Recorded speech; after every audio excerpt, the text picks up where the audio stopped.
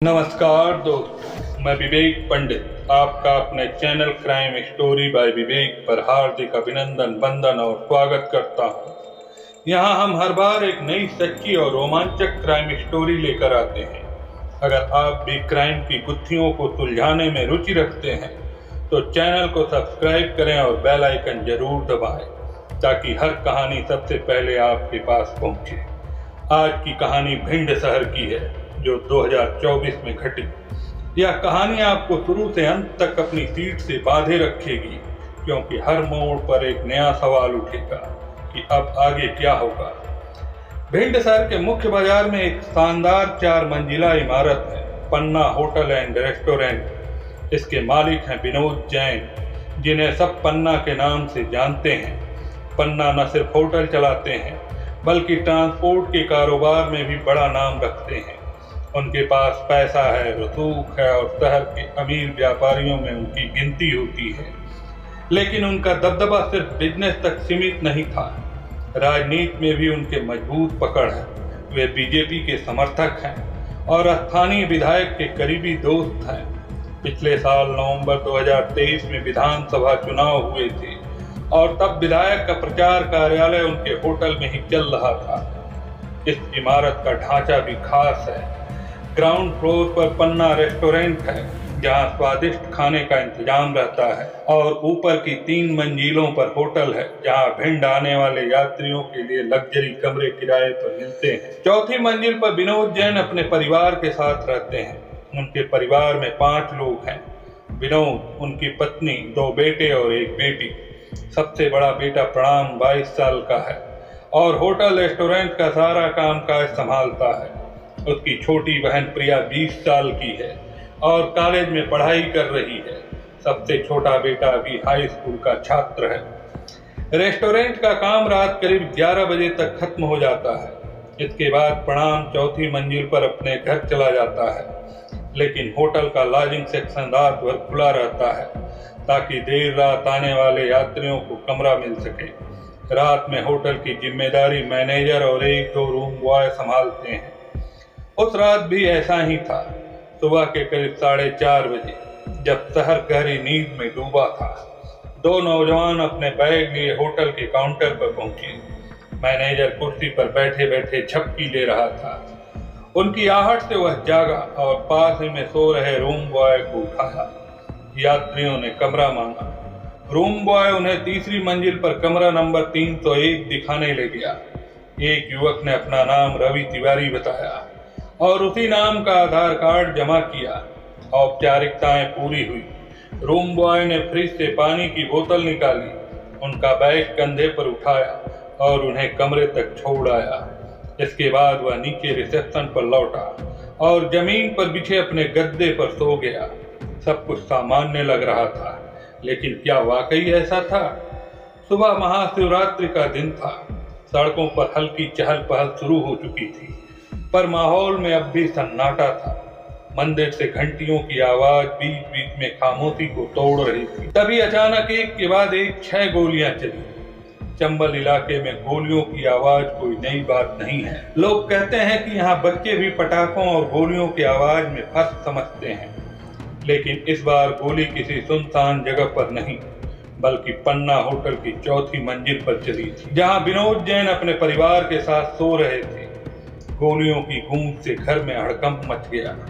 सभी नींद से जागे, लेकिन कुछ समझ पाते उससे पहले ही प्रणाम अपने कमरे से लड़खड़ाता हुआ बाहर निकला। उसके कपड़े खून से सने थे और वह जमीन पर गिर पड़ा। विनोद और उनकी पत्नी दौड़े, पर प्रणाम बुरी तरह जख्मी था। परिवार दहशत में था। विनोद चिल्लाए, ये कौन कर गया? लेकिन जवाब देने वाला कोई नहीं था। बंद घर में हमलावर कैसे घुसा? कौन था वो? और अब आगे क्या होगा? गोलियों की आवाज सुनते ही होटल का स्टाफ 4थी मंजिल पर दौड़ा। माहौल तनाव से भर गया। हर चेहरे पर डर था। विनोद की पत्नी रो रही थी। प्रिया और छोटा बेटा सहमे हुए थे। किसी ने तुरंत पुलिस को फोन किया। सिटी कोतवाली विनोद के घर से सिर्फ 100 मीटर दूर थी। गोलियों की आवाज वहां तक पहुंची थी और पुलिस पहले ही चौकन्नी हो चुकी थी। विनोद का फोन आते ही पुलिस हरकत में आई। कुछ ही मिनटों में भारी पुलिस बल मौके पर पहुंच गया। शहर के बड़े व्यापारी और बीजेपी नेता के बेटे पर हमला, मामला बेहद गंभीर था। कोतवाली टीआई प्रवीण चौहान ने तुरंत भिंड एसपी असीत यादव को सूचना दी। थोड़ी देर में एडिशनल एसपी संजीव पाठक भी वहां पहुंच गए। जांच शुरू हुई। प्रणाम को तुरंत अस्पताल ले जाया गया। उसके शरीर पर 5-6 गोलियों के निशान साफ दिखाई दे रहे थे, लेकिन अफसोस, अस्पताल पहुंचते ही डॉक्टरों ने उसे मृत घोषित कर दिया। क्या कहानी यहीं खत्म हो जाएगी या अभी और राज खुलने बाकी हैं? सुबह होते होते खबर आग की तरह फैल गई। देखते ही देखते पन्ना होटल के बाहर हजारों की भीड़ जमा हो गई। लोग गुस्से में थे और हत्यारों की गिरफ्तारी की मांग कर रहे थे। माहौल गमगीन और तनावपूर्ण था। पुलिस ने जांच तेज की। पता चला कि हमलावर चौथी मंजिल की खिड़की से कूदकर पीछे लगे टिन सेट के रास्ते भागे थे, लेकिन बड़ा सवाल यह था कि वे अंदर कैसे घुसे। पुलिस ने हर कोने की छानबीन शुरू की। तभी एक चौंकाने वाला खुलासा हुआ कि हमलावर बाहर से नहीं आए थे, वे पहले से ही होटल के अंदर थे, कमरा नंबर 301 में, वही कमरा जहां रात को रवि तिवारी और उसका साथी ठहरे थे। पुलिस तुरंत कमरे में पहुंची, लेकिन वहां कोई नहीं था। दोनों युवक गायब थे। क्या यह एक सोची समझी साजिश थी? और अगर हाँ, तो इसके पीछे मकसद क्या था? पुलिस ने और गहराई में जांच की। पता चला कि कमरा नंबर 301 से विनोद जैन के घर तक सीधा रास्ता जाता है। घटना से ठीक पहले, यानी 4:30 बजे रात को 2 युवक वहां ठहरे थे। यह महज इत्तेफाक नहीं था। पुलिस को शक हुआ कि हत्या इन्हीं दोनों ने की है, लेकिन सवाल उठा वे थे कौन और प्रणाम को क्यों मारा। पुलिस ने होटल के सीसीटीवी कैमरों की फुटेज खंगाली। जल्दी ही हमलावरों की पहचान हो गई। पहला था विशाल और मिक्कू, जिसके पिता रणदीप सिंह और गुड्डू भदौरिया थे। दूसरा था भोला सिंह भदौरिया, जो देहरा के पूरा थाना पूफ का रहने वाला था। दोनों की पहचान होते ही पुलिस ने उनकी तलाश तेज कर दी। विनोद से पूछताछ हुई। उन्होंने बताया कि प्रणाम और मिक्कू में रंजिश थी, पर वजह नहीं बताई। क्या यह पुरानी दुश्मनी का नतीजा था? पुलिस ने मिक्कू का मोबाइल ट्रेस किया। लोकेशन उसके घर की मिली, लेकिन फोन वहां बज रहा था और मिक्कू गायब था। पुलिस ने उसके घर दबिश दी, पर वह फरार हो चुका था। क्या मिक्कू इतना चालाक था कि पुलिस को चकमा दे देगा? जांच आगे बढ़ी। पोस्टमार्टम में प्रणाम के शरीर से पहले 2 गोलियां निकाली गई, लेकिन सिटी स्कैन से पता चला कि और गोलियां भी फंसी थी। दोबारा पोस्टमार्टम हुआ और 3 और गोलियां बरामद हुई। कुल 5 गोलियां प्रणाम को लगी थी। 100 परिवार को सौंपा गया। अंतिम संस्कार के बाद भिंड का व्यापारी वर्ग सड़कों पर उतर आया। लोग मिक्कू और भोला के एनकाउंटर की मांग करने लगे। हालात बिगड़ते देख एसपी असीत यादव को सामने आना पड़ा। उन्होंने आश्वासन दिया कि हत्यारे जल्द पकड़ लिए जाएंगे। पुलिस ने दोनों पर 10-10 हजार रुपए का इनाम रखा और कई टीमें बनाई, लेकिन असली सवाल अब भी बाकी था कि प्रणाम की हत्या क्यों हुई। पुलिस को एक मुखबिर से सुराग मिला। हत्या का मास्टरमाइंड मिक्कू था। पिछले साल नवंबर में विनोद और प्रणाम ने मिक्कू की बीच बाजार में पिटाई की थी। यह रंजिश की जड़ थी, लेकिन कहानी में ट्विस्ट तब आया जब पता चला कि मिक्कू की मां बीजेपी की मंडल यूथ अध्यक्ष हैं और विनोद भी बीजेपी से जुड़े हैं। दोनों परिवारों में जान पहचान थी। तभी एक बड़ा राज खुला। मिक्कू का प्रिया से प्रेम संबंध था। मिक्कू दबंग था। हथियार तस्करी के मामले में पकड़ा जा चुका था। वह प्रिया को किसी भी कीमत पर चाहता था। दोनों चोरी छुपे मिलते थे। जब लोगों ने प्रिया को मिक्कू के साथ देखा तो बात प्रणाम तक पहुंची। प्रणाम को यह बर्दाश्त नहीं हुआ। उसने मिक्कू को चेतावनी दी, लेकिन जब मिक्कू नहीं माना तो नवंबर 2023 में विनोद और प्रणाम ने उसे प्रिया के घर के पास पकड़ा और बीच बाजार में पीटा। क्या यह अपमान ही हत्या की वजह बना? पुलिस ने मिक्कू का सोशल मीडिया चेक किया। दिसंबर 2023 में उसने एक पोस्ट लिखी थी, खामोश हूं, कमजोर नहीं, इंतजार करो, नजारा बेहतरीन दिखाऊंगा। बदले की आग साफ थी। उसने भोला को साथ लिया और योजना बनाई। 7 मार्च 2024 की रात वे रवि तिवारी के फर्जी आईडी से कमरा नंबर 301 में ठहरे। वहां से वे विनोद के घर में घुसे।